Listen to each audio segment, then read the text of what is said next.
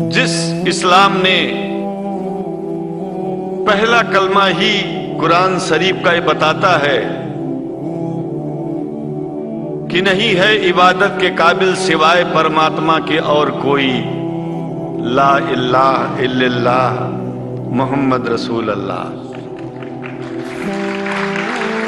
भला आप बताइए, वेदों का रस निचो। इस महान कार्यक्रम के आयोजक गण, आगंतुक अतिथिगण एवं धर्म प्रेमी सज्जनों,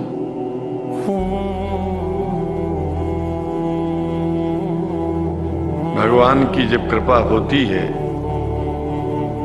तो कभी धर्म की सच्चाई को जानने का अवसर मिलता है। मुसलमानों के बीच में लगातार कई वर्षों से हम जा रहे हैं और भारतवर्ष में एक नई प्रथा का प्रारंभ किया मैंने कि जब जगत गुरु शंकराचार्य भी मुसलमानों के बीच में जाकर के उनके प्रेम को समझ सके और इस्लाम की सच्चाई को जान करके इस्लाम को सारी दुनिया में एक इंसानियत का सबसे बड़ा पाठ सिखाने वाला धर्म मानने के लिए लोगों को समझावे।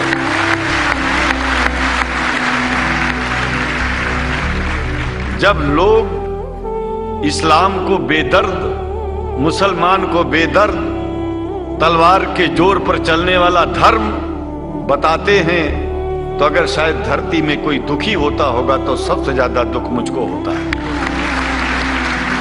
ये न सच्चाई है और न कभी ये सच्चाई हो सकती है। करके मोहम्मद साहब ने परमात्मा की इबादत करके परमात्मा के पैगाम को एक ही कलमे में दे दिया। इससे बड़ा ग्रंथ दुनिया में और क्या हो सकता है। अगर कुरान के पहले कलमे को ही पढ़ करके हिंदू अपने धर्म का पालन करना चाहे तो उससे बड़ा धर्मात्मा शायद कोई नहीं होगा। कुरान को हमने गहराइयों में जा करके तो नहीं अनुभव किया, लेकिन कुरान के मानने वालों के हृदय की गहराइयों में जाके देखा कि अगर इस्लाम को पूरी दुनिया अगर स्वीकार कर ले तो इसमें कोई बुराई नहीं है। इस्लाम परमात्मा के द्वारा बताया गया सिद्धांत है। इस्लाम किसी व्यक्ति का अपना नियम नहीं है, अपना सिद्धांत नहीं है।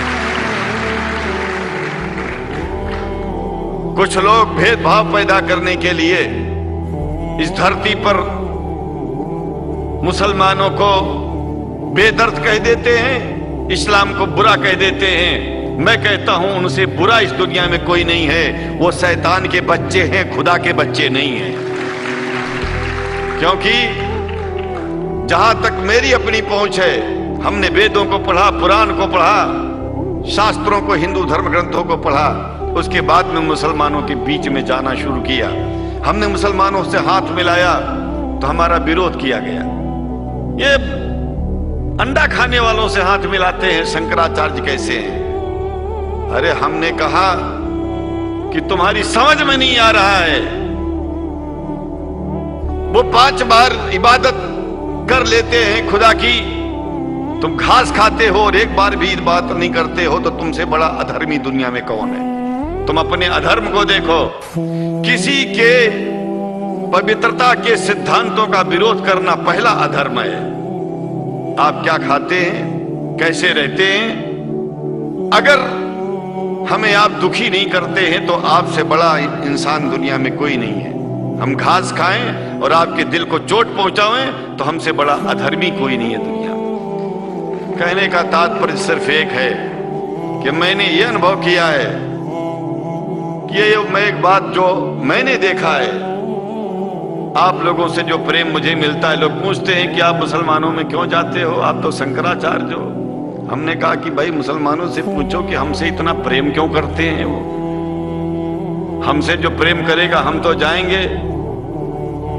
कहा फिर क्या हम प्रेम नहीं करते क्या? हमने कहा कि हम तो तुम्हारे बीच में पैदा हुए, और तुम मुसलमानों से प्रेम नहीं करते, इसलिए हम तुमसे प्रेम नहीं करते।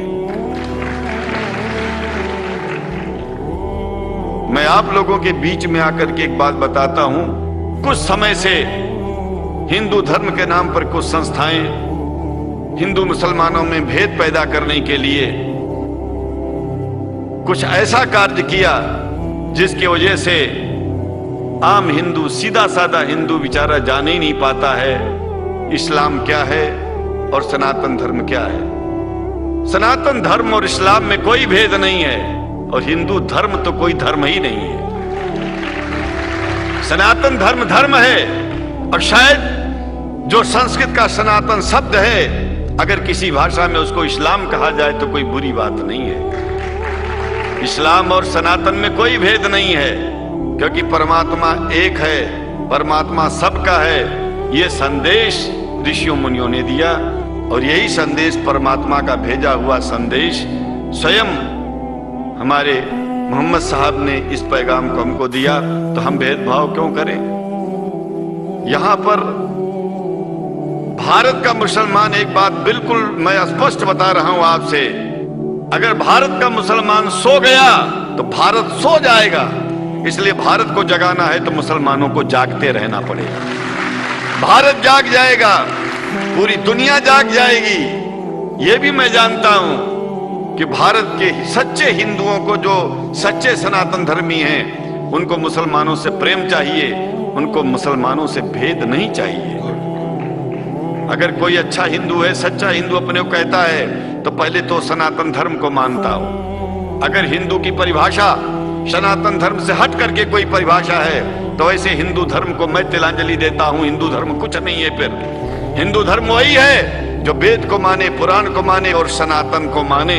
सनातन धर्म धर्म है और उस धर्म को न मान के अपनी एक नई व्यवस्था चलाना शुरू कर दे, इसका मतलब ये है, और नाम भगवान का ले।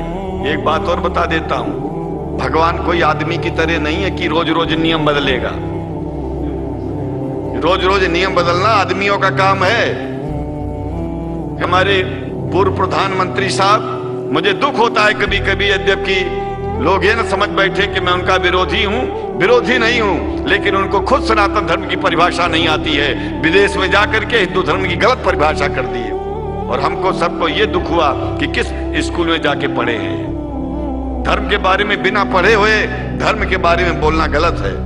पहले धर्म को जान लेना चाहिए, फिर धर्म के बारे में बोलोगे तो प्रेम फैलेगा, शांति फैलेगी, इंसानियत सारे चारों तरफ, चारों दिशाओं में इंसानियत का प्रकाश होगा।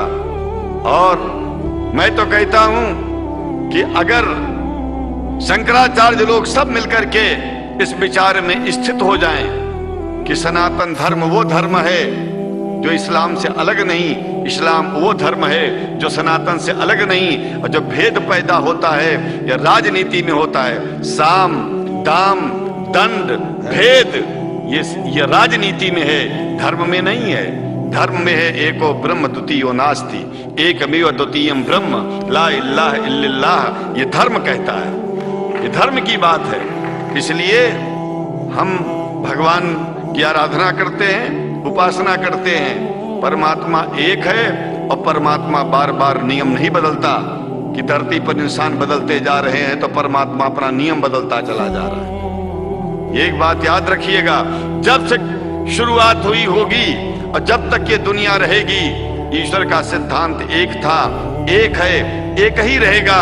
मानने वाले आपस में भेद पैदा करें तो इसमें उसका कोई दोष नहीं है। दोष तो उन लोगों का है जो लोग भेद पैदा करके प्रतिष्ठा पा चाहते हैं। खास करके इतना जान लीजिए, धर्म भेद को मिटाता है और राजनीति भेद को बढ़ाती है। राजनीति का स्तर केवल राष्ट्र की व्यवस्था तक है और धर्म पूरे विश्व के लिए है। राजनीति से केवल आप देश का हित कर सकते हैं, लेकिन अगर विश्व का हित करना चाहते हैं तो धर्म की आवश्यकता है।